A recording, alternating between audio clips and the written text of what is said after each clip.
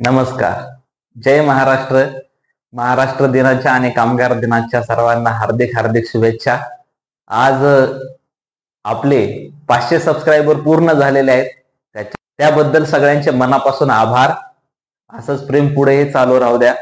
आता आपण व्हिडिओच्या मार्फत खूप सारी काही माहिती देण्याचा पण प्रयत्न करणार आहोत. पुढचा जो व्हिडिओ येणार आहे याच्यामध्ये इन्फोसिस मध्ये 100 वॅकन्सीज आहेत, तर त्याच्याबद्दल असणार आहे. त्याच्यानंतर मी जसं अगोदर सांगितलंय, तो व्हिडिओ कोणी पाहिलाय का नाही माहिती नाही, पण एका व्हिडिओमध्ये आपण असं सांगण्याचा प्रयत्न केलेला आहे की एक व्हिडिओ जो आहे हा फक्त आपण मुलींसाठी बनवणार आहे, मुली आणि महिला. तर या व्हिडिओमध्ये काय असणार आहे, मुलींसाठी बनवणार म्हणजे त्याच्यामध्ये काय असणार आहे, याच्यामध्ये असणार आहे की पुणे महानगरपालिका यांच्यातर्फे एक स्कीम आहे पहा. तर यातर्फे तुम्ही काय काय करू शकता. यातर्फे तुम्ही ब्युटी पार्लरचा कोर्स, त्याच्यानंतर तुम्ही मेकअप आर्टिस्टचा कोर्स, मेहंदी क्लासेस, हे झाले एक व्यावसायिक दृष्ट्या.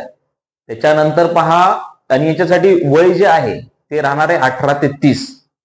प्लस तुम्ही ऍडिशनल म्हणून तुमचे जे कोर्सेस असतात, जसे कॉम्प्युटर रिलेटेड कोर्सेस आहे किंवा एज्युकेशनल जे आपल्याला कंपनीमध्ये जॉब करण्यासाठी लागतात.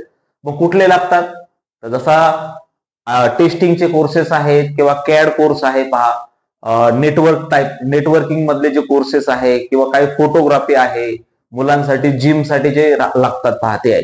तर हा व्हिडिओ येणार आहे, हा फक्त मुलींसाठी आहे. त्याच्यासाठी कसं अप्लाय करायचंय, कुठं जाऊन, पुण्यातल्या कुठल्या कुठल्या भागात जे आहेत, हे संपूर्ण माहिती आपण देणारच आहोत.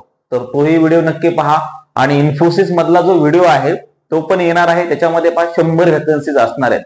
कारण मी ऑलरेडी जसं सांगितलंय, आता मार्च एंड क्लोज झालेला आहे, आता एप्रिल पण संपला. त्याच्यामुळे आता रिक्रुटमेंट जी आहे ही खूप फास्ट होणार आहे आणि मेगा ड्राईव्ह असणार आहे.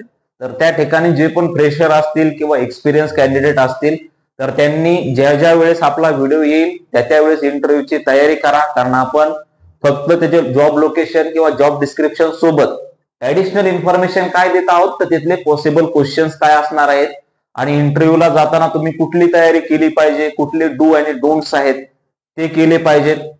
तुमचा कॉन्फिडन्स आपल्याला कसा वाढवता येईल त्याच्याबद्दल पण आपण प्रयत्न करतोय. कम्युनिकेशन बद्दल पण आहे, कारण आपण प्रत्येक व्हिडिओ हे मराठीतून बनवतोय. कारण जसं मी ऑलरेडी सांगितलंय पहा, फक्त इंटरव्ह्यू जो आहे ना हा फक्त इंग्लिश मध्ये होतो. त्याच्यानंतर कंपनी जे काम चालतं हे सगळं मराठीतून चालतं. ठीक आहे, आपण इंग्लिश मधून व्हिडिओ बनवला तर समोर असं कॅन्डिडेटला वाटायला नको पाहिजे की एवढी अवघड प्रोसेस आहे का. त्याच्यामुळे मुद्दाम आपण सगळे मराठीतून व्हिडिओ बनवत आहेत. ठीक आहे, जर तुम्ही कुठल्या जॉब फील्डमध्ये जॉब सर्च करताय तेही मला सांगा. आणि ज्या कॅन्डिडेटला, कारण विप्रो मध्ये पहा आपले भरपूर कॅन्डिडेट सिलेक्ट झालेले आहेत, त्याच्यामुळं विप्रो मध्ये ज्या कॅन्डिडेटचं सिलेक्शन झालेलं आहे किंवा दुसऱ्या कंपनीबद्दल आपण ज्या व्हिडिओ मार्फत माहिती दिलेली आहे आणि तुम्ही इंटरव्ह्यूला गेलात, तर कोणाचं सिलेक्शन झालं आहे ते मला कमेंट मध्ये नक्की सांगा. सर्वांना जय महाराष्ट्र. हर हर महादेव.